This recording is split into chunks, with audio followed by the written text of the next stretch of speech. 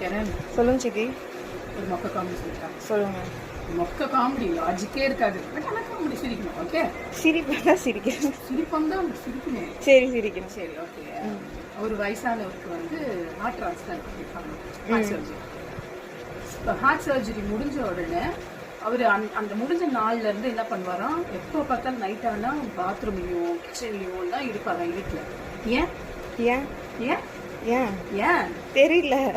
ஏன்னா அவருக்கு ஹார்ட் கொடுத்தது கருப்பாம்பூச்சியா. கருப்பாம்பூச்சியா? கருப்பாம்பூச்சி நைட்ல கிச்சன்லயும் பாத்ரூம்லயும் இருக்கும். அது காட்டு எப்படி கொடுக்க முடியும்? அது காட்டே இருக்காது. ஆமா, அதான் காமெடி. சரி, ஓகே. பைபிள் வசனத்தை பார்க்கலாமா? ஆதியாகமம் 28:15. நான் உன்னோடு இருந்து நீ போகிற இடமெல்லாம் உன்னை காத்து, நான் உனக்கு சொன்னதை செய்யும் அளவு உன்னை கைவிடுவதில்லை. சரிங்களா?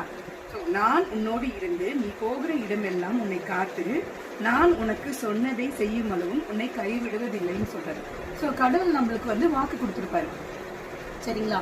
அதாவது உனக்கு காரியத்தை வாய்க்க பண்ணுவேன், நீ விரும்புகிறது உனக்கு வரும், உன் விசுவாசம் உன்னை ரட்சித்தது, அதாவது கண்டிப்பாக உனக்கு இது காத்திரு பொறுமையாக காத்திரு, அது வரும்போது ஜீவ விருட்சமாக இருக்கும்னு சொல்லி நிறைய வாக்கு தத்துவம் கொடுத்துருப்பாரு.